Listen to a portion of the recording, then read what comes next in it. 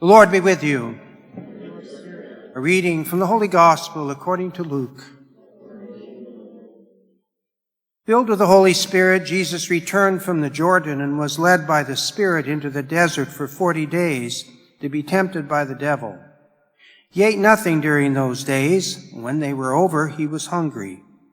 The devil said to him, "If you are the Son of God, command this stone to become bread." Jesus answered him, "It is written, one does not live on bread alone."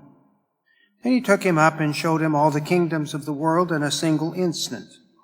The devil said to him, "I shall give to you all this power and glory, for it has been handed over to me, and I may give it to whomever I wish. All this will be yours if you worship me." Jesus said to him in reply, "It is written, you shall worship the Lord your God, and him alone shall you serve." Then he led him to Jerusalem, made him stand on a parapet of the temple, and said to him, "If you are the Son of God, throw yourself down from here, for it is written, he will command his angels concerning you to guard you, and with their hands they will support you, lest you dash your foot against a stone." Jesus said to him in reply, "It also says, you shall not put the Lord your God to the test." When the devil had finished every temptation, he departed from him for a time. The Gospel of the Lord. Praise to you, Lord Jesus Christ.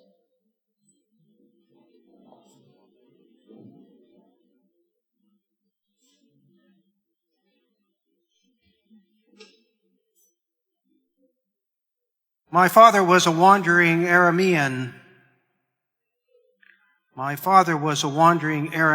Who went down to Egypt with a small household and lived there as an alien. Moses is asking the people to remember their ancestors. Who he's referring to is Jacob. Jacob went down through the desert to Egypt with his family and his flocks because of the drought.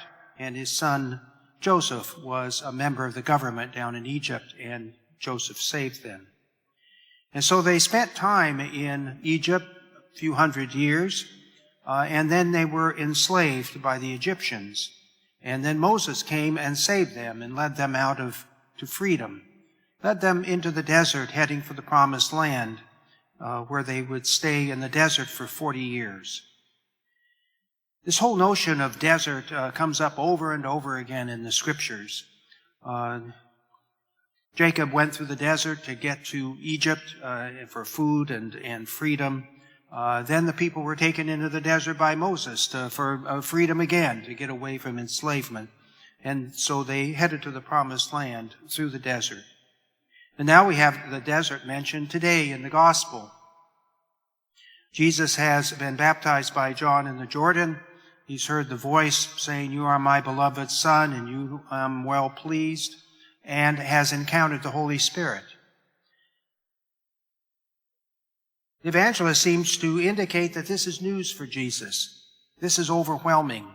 He has got to get on top of this. He has to figure it out. What does it mean? You are my beloved Son, and you I'm well pleased. And then this encounter with this rush of wind, the Spirit. And so he needs to go into the desert, go back to where the people came from, and try to understand this, try to get his mind around it. And so it says in the gospel, he's led by the Spirit into the desert for 40 days to be tempted by the devil. Diabolos is the Greek word for devil. It's hard to know what the devil is and what's being referred to here. The people at the time believed that the world was full of good spirits and bad spirits. Good spirits helped you, made the wind blow, helped you light your campfire, made you well, kept you from becoming sick, and pretty much ran the world. Bad spirits did a lot of damage. They were cruel, and they did bad things to people. Made you sick. They tempted you into turning against God, and so the spirits were a huge influence at the time of Jesus with the people, and they deeply believed in them. And so what this thing is in the gospel, diabolos, whether you want to think about it as a little red creature that runs around on the ground, has a pointy tail, you can think of the devil as that. You can think of the devil as maybe this dark figure standing behind Jesus, whispering in his ear. It's hard to know what that all refers to, or maybe it's simply Jesus dealing with humanity. Jesus was a human being like us in all things but sin. So he had the same temptations we have. And of course, the three paramount temptations that human beings encounter in their lives is a temptation to have power, to have prestige, and to gather possessions. Those are the three things. We all deal with that. We're all tempted to sell out for any of these, sell out our values, turn against God. And so those are the things that Jesus is struggling with. Power, to have control over people, to dominate them, to be in charge. Prestige, to be above everyone, have everyone to look at him and admire him. And also to have possessions, just become wealthy and just gather a bunch of stuff. And so the question in the gospel is, if you really are the Son of God, can you do this? Can you do these things? Can you turn this stone into bread? Can you be above everybody? Can you be powerful? You can be like Alexander the Great. Or you can just gather a lot of stuff and be very wealthy. You could do that. If you're the Son of God, you could do that. And so one perception is that that's what Jesus is struggling with. What is he going to do in response to the voice? What is he going to do in response to the encounter with the Spirit at the time of his baptism? And so, as we hear in the gospel, he didn't give in to any of that he remained faithful to the Father, he remained faithful to the Spirit, did not turn against God and use his power as the Son of God to accomplish any of these things that he was tempted to as a human being. But we too are tempted. We too are tempted to have power, prestige, and possessions. It's something we all have to face. What are we willing to do to remain faithful to God? If I offered you $1 million to turn against God, would you do it? Would you do it? 10 million. I'll give you 10 million. You turn against God, deny Jesus Christ, and go on your way as a bazillionaire. Would you do that? And that's the temptation that we're all faced with. Are we willing to abandon God for any of these temptations? For any of these things we're tempted to in regards because of we're human beings. Power, to be in control of people. Make them do what we want. You think like I think. You do what I do, and you just do what you're told. That's having power over people, and we sometimes can be tempted to be like that, to treat other people like they should just be a reflection of our own ego, and they're not really people, they're just things that reflect our reality. Prestige, we want to have people look up to us, admire us, think we're just, wonderful, and will we sell out for that? Will we lie, cheat, and steal in order to get prestige?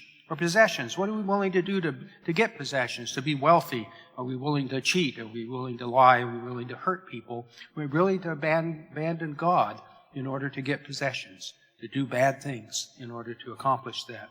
So we're all faced with that in our lives. And we're called, of course, to be like Jesus and not to give in to those temptations, not to do the kinds of things that have us abandon God. Unfortunately, there are people in the world who do that. People who will do anything for power, anything for prestige and possessions. They'll do anything. They'll sell out anybody. They'll lie, cheat, and steal.